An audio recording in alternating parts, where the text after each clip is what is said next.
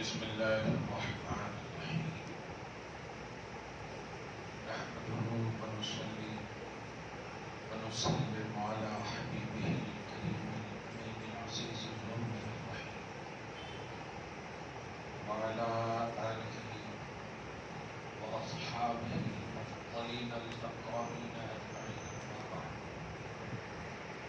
فأعوذ بالله من الشيطان الرجيم بسم الله الرحمن الرحيم فقطع دابر القوم الذين ظلموا والحمد لله رب العالمين صدق الله العظيم. رسول برکت کے لیے درود شریف پڑھیے. اللهم صل وسلم وبارك على سيدنا وشفيعنا وحبيبنا ومولانا محمد معدن الجود والكرم وآله الكرام وابنه الكريم وآله وأصحابه وبارك وسلم صلى الله تعالى عليه وسلم. سورہ انعام سورہ نمبر 6 کی آیت نمبر 44 تک کا درس ہو چکا ہے. گزشتہ درس میں آخری کا حصہ قابل توجہ اور قابل غور تھا کہ اللہ سبحانہ بندوں کو مال و دولت کی محتاج کثرتیں غرضے کی ہر چیز کے جو دروازے کھول دیتا ہے اور بندے بس تمام چیزوں پر خوش ہوتے ہیں اور جس نے کھولا ہے اس کی طرف دھیان نہیں رہتا تو اللہ اچانک انہیں اپنی گرفت میں لیتا ہے اور ایسی گرفت کہ پھر وہ بندہ نا امیدی اور حسرتوں کی دنیا میں بس یوں ہی رہتا ہے کہ یہ کیا ہو گیا، یہ کیا ہو گیا، جس کا صاف مطلب یہ تھا کہ ہمیں اللہ نے اگر کچھ بھی دیا ہے، چاہے وہ مال کی شکل ہو، اولاد کی شکل ہو، یا جسمانی توانائی طاقت کی شکل ہو، یا ظاہری اقتدار و قوت کی شکل ہو، یہ ساری چیزیں اللہ کی طرف سے آزمائش ہیں. اب ہمیں چاہیے کہ آزمائشوں پر کھرے اتریں، یعنی اس کا احسان اور شکریہ ادا کریں. اگر نہیں تو پھر اللہ جو دینے والا ہے وہ لینے پر بھی قادر ہے. پھر جب وہ دے کر لیتا ہے تو پھر کبھی نہیں دیتا ہے. یہ بات بڑی اہم ہے. ایک تو یہ ہے کہ وہ دے رہا ہے، یہ اس کی سنت جاریہ اور رب العالمینی ہے. لیکن اگر بندہ شکریہ ادا کرتا رہے تو دیتا ہی رہے گا، اور اگر شکریہ ادا نہ کرے اور پھر وہ جو دیا ہے لینا شروع کرے تو پھر کبھی نہیں دیتا ہے.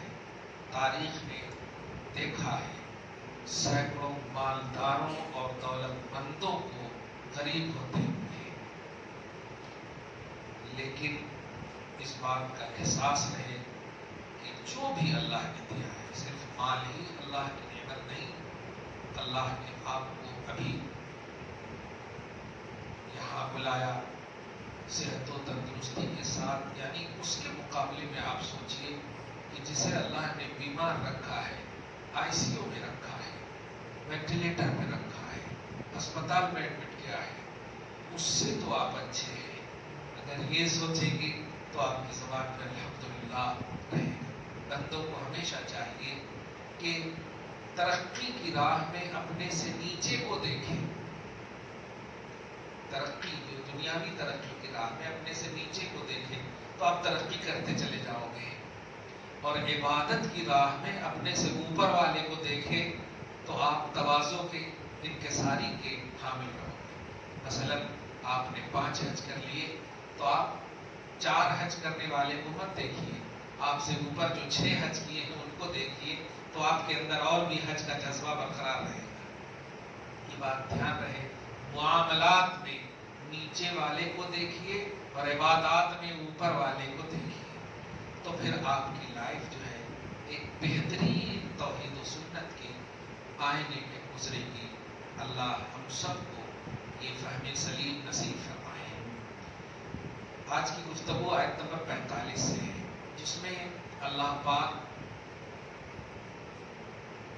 خائب و خاسر لوگوں کو، ناکام لوگوں کے انجام کو بتا رہا ہے. اور اس میں جو سب سے پلس پوائنٹ ہے وہ یہ ہے کہ ناکام تو وہ لوگ بھی ہیں جو نیکی نہیں کرتے، ناکام تو وہ لوگ بھی ہیں جو عبادتوں سے دور ہیں، ناکام تو وہ لوگ بھی ہیں، یہ ہم میں ابھی مسلمانوں کی بات ہے، ناکام وہ لوگ بھی ہیں جو عمل صالح نہیں کرتے، ناکام وہ لوگ بھی ہیں جو حسد کرتے، غیبت کرتے، چغلی کرتے، جو ہم میں یہ بلائیں ہیں ہم میں.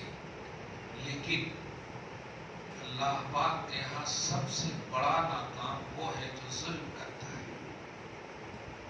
ظالم کو اللہ تعالیٰ ہدایت نہیں دیتا، یہ اس کا وعدہ ہے. ظلم اللہ معاف نہیں کرتا. ظلم اللہ کا حق ہے.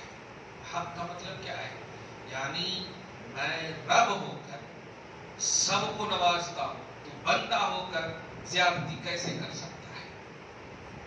اگر کسی کو مارنا ہے تو یہ میری شان ہے، کسی پر قہر ڈھانا ہے تو یہ میری شان ہے. بندہ ظلم نہیں کر سکتا. ظلم کا مطلب بیجا اور بے مطلب کا کچھ کر دینا کسی کے ساتھ، بلکہ ظلم کی صحیح تعریف یہ ہے کہ کسی بھی چیز کو اس کی حیثیت نہ دینا، یہ ظلم ہے.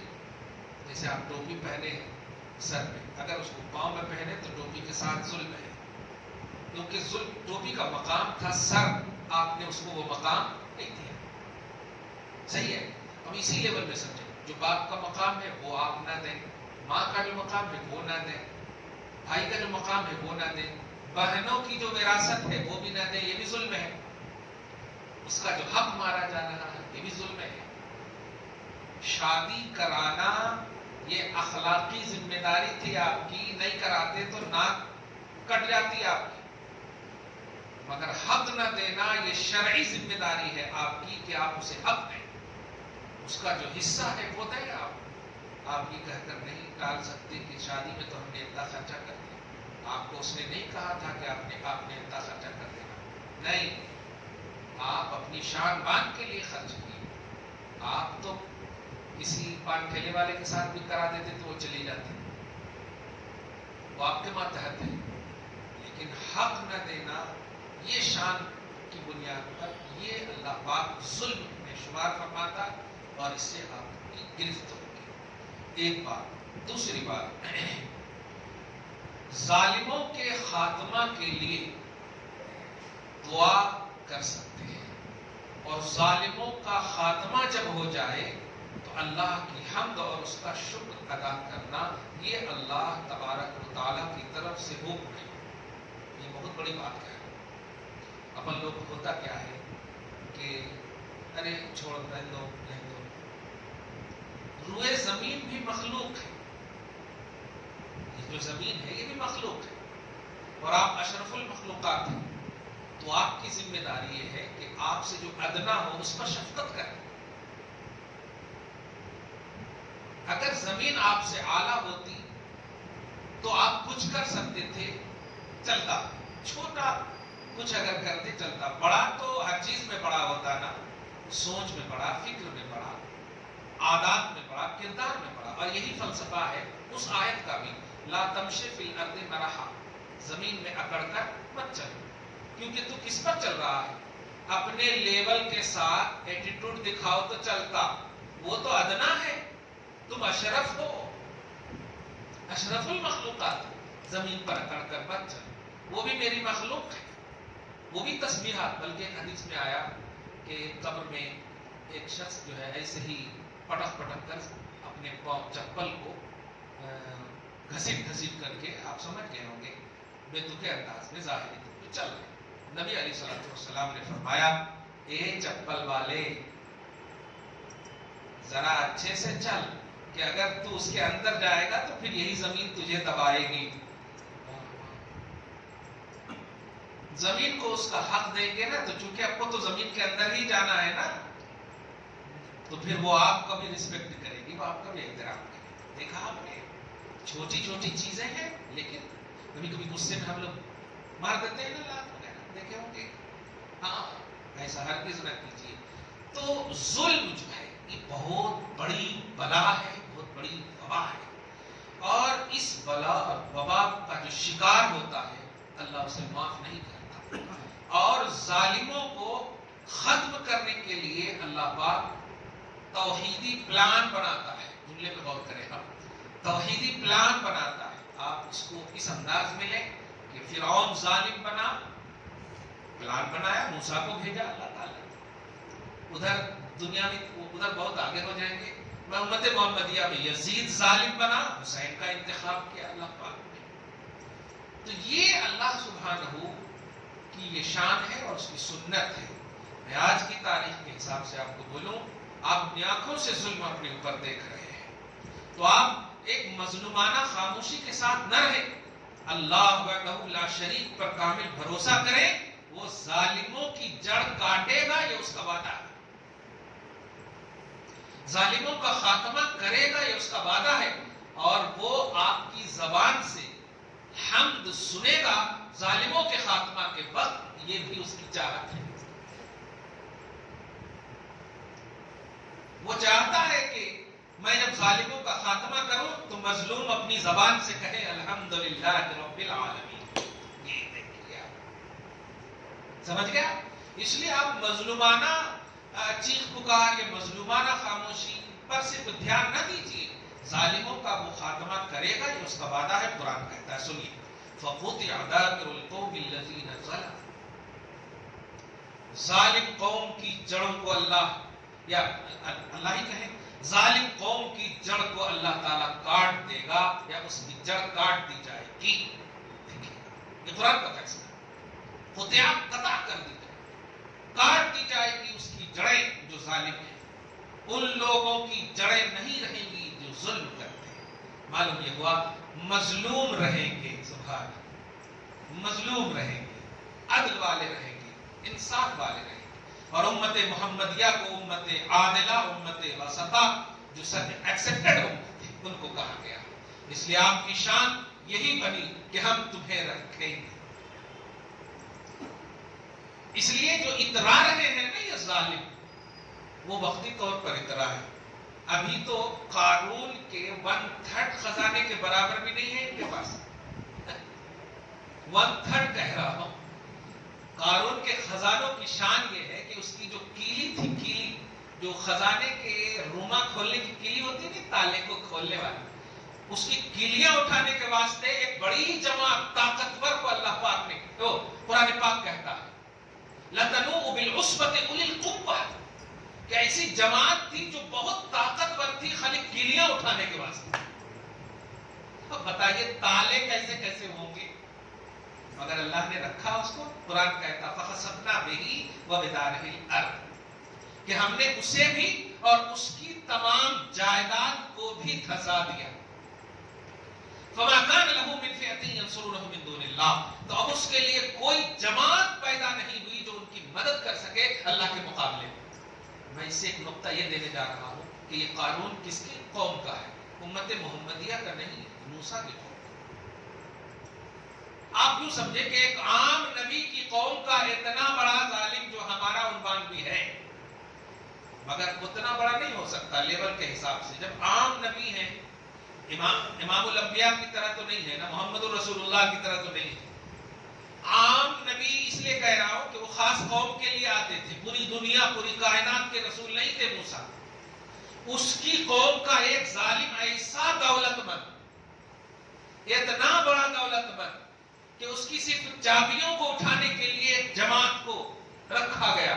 لیکن جب اس دولت کو بھی اللہ نے چھین لیا تو پھر کوئی اس کو کیا نہیں کیا, اس کے اللہ کے مقابلے مددگار نہیں ہوا. اور ایک اور بات یہاں پر دیکھیے, پلس پوائنٹ دیکھیے کہ اچھا دیا تو اللہ ہی نے تھا نا، قانون کو بھی تو اللہ ہی نے دیا تھا نا، اور جب دیا تھا تو لے کر کے ہم لوگوں میں بانٹ دینا چاہیے نا.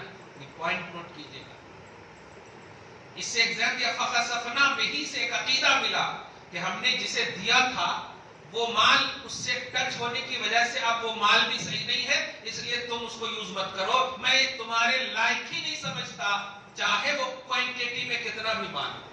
جس سے ایک تصور ملا آپ کو ہم کو کہ ہمارا 1 روپیہ بھی اگر حلال کا ہے تو قارون کے ان تمام خزانوں سے بہتر ہے، خزانوں سے بہتر. یہ اللہ پاک چاہتا تو دے سکتا تھا نا، وہ لے کر کے دے دیتا، سب کو بانٹ دیتا، مال غنیمت دیتا. تو اللہ ظالموں کو اس کی جڑوں کو کاٹ دے گا، یہ اس کا وعدہ ہے.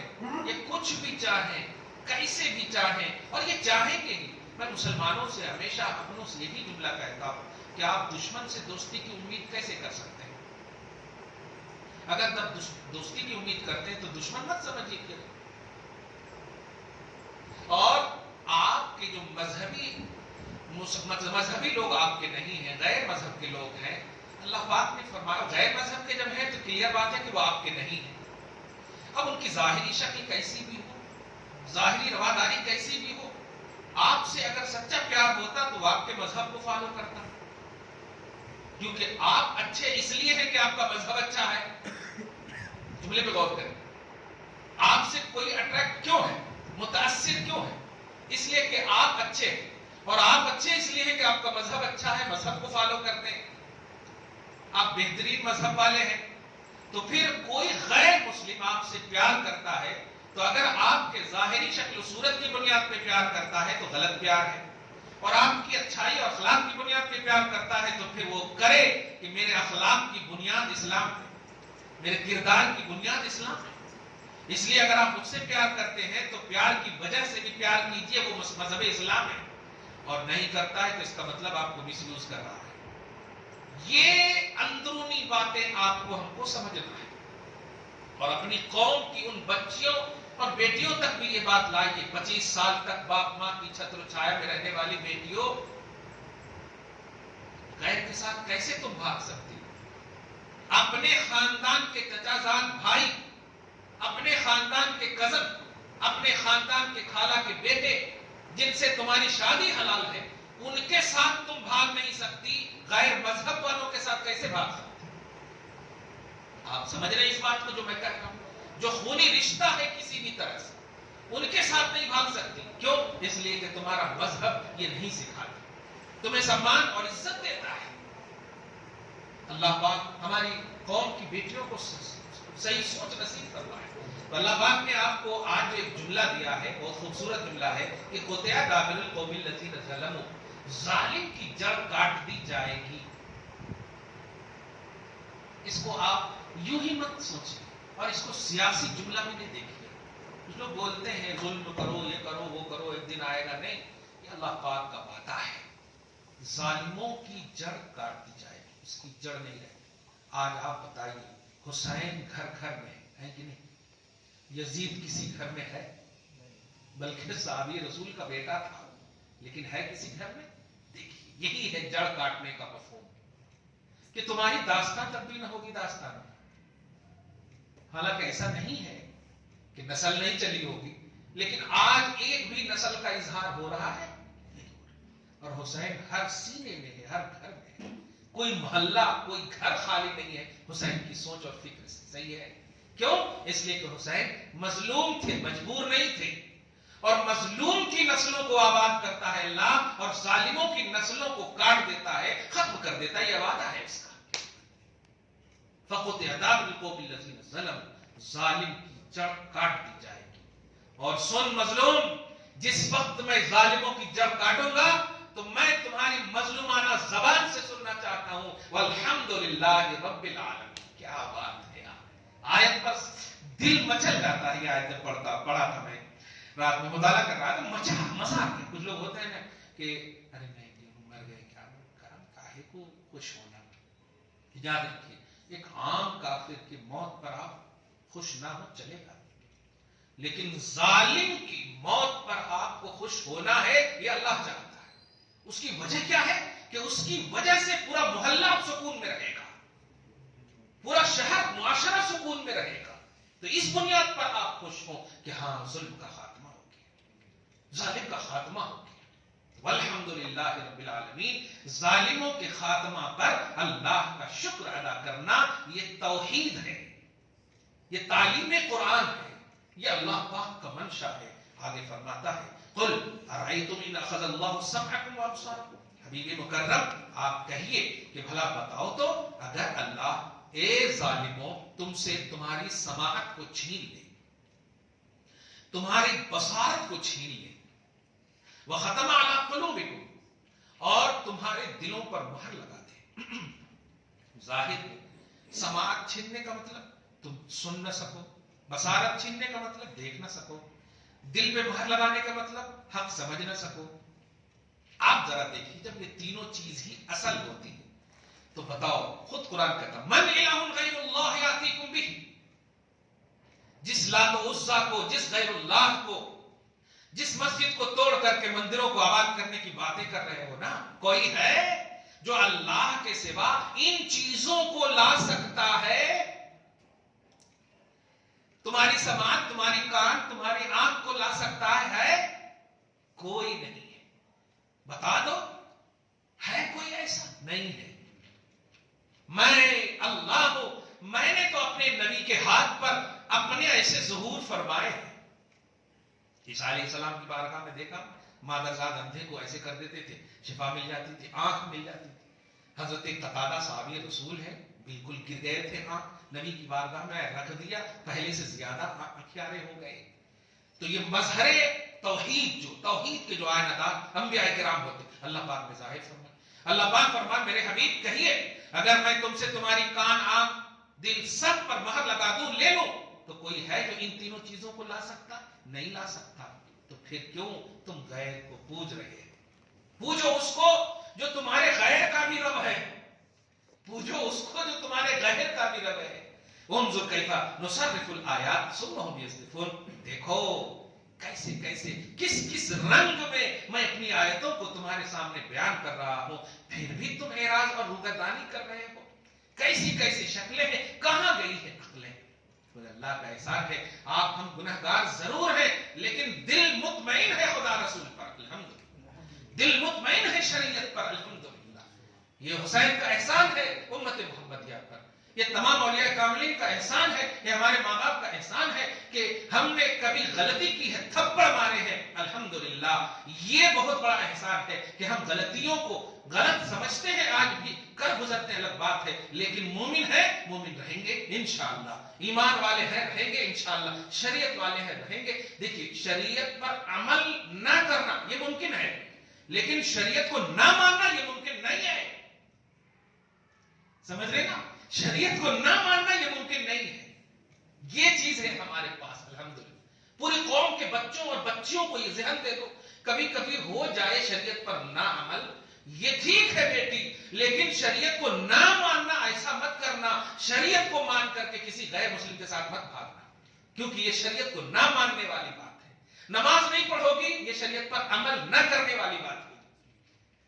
دیگر وہ کام جو غلط ہیں نہ کرو گی، حج زکات نہ کرو گی، یہ شریعت پر عمل نہ کرنے والی بات ہے. لیکن غیروں کے ساتھ بھاگ گئی تو اس کا مطلب اسلام کو تم نے نہیں مانا. اسلام نے تمہیں باخبر کر دیا تھا لا تنکحوا المشرکات، مشرکوں سے نکاح نہ کرنا، مشرکوں سے میرج، مشرکوں سے شادی، مشرکوں سے رشتے نہ کرنا. یہ اللہ پاک نے کہہ دیا، تم نے گویا اسلام کو نہ مانا. تو شریعت کو ماننا یہ ہماری فطرت ہے، انشاءاللہ رہے گی. خدا کرے نسلوں میں بھی یہ بات کو آگے فرماتا ہے آیت نمبر 147 میں وَقُلْ أَرَأَيْتَكُمْ. حبیب مکرم کہیے بھلا بتاؤ تو ان اتاکم عذاب اللہ بغتۃ، اگر اللہ کا عذاب اچانک آ جائے تمہارے پاس، او جہرتن، یا اچانک نہیں، پورا ایک دم پلان کے ساتھ بتا کر کے کھلم کھلا آ جائے. کیا بات ہے، دونوں صورت ہے، اچانک آ جائے، کھلم کھلا ہو، دونوں صورت میں بتاؤ. بتاؤ تو کون ہلاک کیا جائے گا؟ اچانک آنے کی صورت میں بھی اور کھلم کھلا آنے کی صورت میں بھی. اچانک سے مراد چپ کر کے، کوئی پتہ ہی نہیں تھا، حکم آ گیا. تو اللہ خود کہہ رہا کون ہلاک کیا جائے گا؟ الا القوم الظالمون، صرف ظالم کو ہلاک کروں گا، مظلوموں کو تو اپنی پناہ میں رکھوں گا۔ کیا بات ہے! گویا قیامت بھی مظلوموں کے لیے نہیں ہے، ظالموں کے لیے۔ آپ قیامت کا انتظار نہ کیجیے، اپنی ادائے توحید پر گامزن رہیے، اپنی ادائے رسالت پر گامزن رہیے۔ میں نے بہت بڑے جملے کہہ دیے ہیں۔ شریعت پر عمل نہ کرنا یہ آپ کی فطرت ہو سکتی ہے، لیکن شریعت کو نہ ماننا یہ فطرت نہیں ہو سکتی ہے۔ کبھی ایسا ہو کہ کوئی نماز نہ پڑھے، ممکن ہے، لیکن اگر انکار کر دے تو تھپڑ لگائے گی بچوں۔ کبھی اگر ایزی کی بات کرے، ارے کیا پڑھنا نماز ہے بیٹے، نماز نہیں پڑھتے، تمہیں چاشنی نہیں مل رہی ہے، یہ تمہارا قصور ہے، نماز کا قصور نہیں ہے، اس لیے نماز کو ایزی مت لو، قرآن کی تلاوت کو ایزی مت لو۔ ایسے جملے ہرگز نہ کرو۔ کچھ وہ کہتے تھے نا، اب حضور کے دامن کرم سے صحابی جب وابستہ ہوتے تھے تو بالکل چونکہ غریبانہ جب حضور کی شان دیکھتے تھے، فقیرانہ، تو پھر صحابہ کیسے نہیں عمل کریں؟ تو ایسے جب عمل کرتے تو کبھی گزرتے تھے مالدار کفار کے قریب سے تو یہ کہتے تھے، دیکھو محمد کو مانے تو کیا حال ہو گیا، کھانے کے لالے پڑ رہے ہیں، فقر و فاقہ ہے، میرے پاس تھے جب نہیں تھے محمد والے تو دیکھو محلات میں تھے، لیکن وہ یہی زبان سے کہتے تھے، اس فقیری میں جو شان اور عظمت نظر آتی ہے اس مالداری میں بھی نظر نہیں آتی تھی، اس مالداری میں بھی نظر نہیں آتی تھی۔ اسی وجہ سے آپ دیکھیں گے کہ وہ حضرات اپنی زخم کو بھی دھیان میں نہیں لاتے تھے، اس پر بھی لطف اندوز ہوتے تھے، اس پر لطف اٹھاتے تھے۔ وہ ایک تکلیف بھی اس طرح تصور رسالت اور تصور توحید اتنی ایکٹیو تھی ان کے پاس کہ وہ غم کو بھلا دیے تھے اور مگن رہتے تھے اللہ رسول۔ یہی ہماری چاہت ہونی چاہیے، ماننے کا یہی عنوان ہونا چاہیے کہ کچھ گڑبڑی عملی دنیا میں ہو یہ ٹھیک ہے، لیکن تصدیقی اور عقیدے کی دنیا میں گڑبڑی نہ ہو۔ رب فرماتا ہے حل یہلکو الا القوم الظالمون، سنو کون ہے عذاب الخدا یا عذاب الہی سے ہلاک ہونے والا؟ الا القوم الظالمون، صرف ہلاک ہونے والے ظالم ہی ہیں۔ ایک آیت اور وما نرسل المرسلین الا مبشرین، سنو ہم نے رسولوں کو، پیغمبروں کو اس لیے بھیجا، بلکہ اس شان کے ساتھ بھیجا ہے کہ جنت کی بشارت اپنوں کو سناؤ اور جہنم کا عذاب، جہنم سے ڈرانا غیروں کو۔ اپنوں کو جنت کی بشارت سناؤ، تم اللہ رسول کو ماننے والے ہو، مبارک ہو، خوشخبری ہو، کیا بات ہے۔ اور کافروں کو کہو باز آ جاؤ ورنہ عذاب آئے گا، ورنہ عذاب آئے گا۔ یہ شان ہے رسولوں اور پیغمبروں کی۔ فمن آمن واصلح، تو جس نے بھی ایمان لایا رسول، جس نے بھی رسول کو مانا، واصلح، اور اصلاح پسند ہوئے، نیک اعمال میں رہے، فلا خوف علیہم ولا هم يحزنون، تو ہم نے ان کی شان یہ کر دی کہ انہیں اب آنے والی زندگی کا کوئی خوف نہیں۔ ابھی آپ لوگ کیا کرتے ہیں، بال بچوں کی اگر شادی ہو جائے، خاص طور سے بیٹیوں کی، تو آپ موت کو بھی کہتے ہیں آپ ہمارے کو کوئی ٹینشن نہیں، یہی جملہ بولتے ہیں، ہمارے کو ٹینشن نہیں، سب ہو گیا۔ اور کتنا بھی بوڑھا آدمی ہو اور ایک بھی بیٹی اگر شادی کو ہو تو ارے ابھی تو بیٹی کی شادی کرنی ہے، ابھی بہت ٹینشن ہے وغیرہ، اور موت کو بھی دھیان میں نہیں رہتی۔ یہ چیز ہوتی ہے۔ اللہ پاک ایسے لوگوں کو کہہ رہا ہے کہ ایمان اور عمل صالح پر قائم رہو، فیوچر بھی تمہارا سیکورڈ ہے، پاسٹ بھی تمہارا سیکورڈ ہے۔ نہ پاسٹ کا غم ہوگا، ہم ہے نا، ہم لائیں گے رشتے، ہم جوڑے لائیں گے، ہم سب کچھ کریں گے، تم بے فکر ہو کر کے جب تک ہو زندہ رہو، اور پھر قبر میں برزخی دنیا میں بھی خوب رہنا، ایمان اور عمل صالح پر قائم رہو، برقرار رہو۔ دعا ہے اللہ تعالی ہم سب کو، آپ سب کو صبح و شام زندگی میں رونقیں، بہاریں، رعنائیاں نصیب فرمائے۔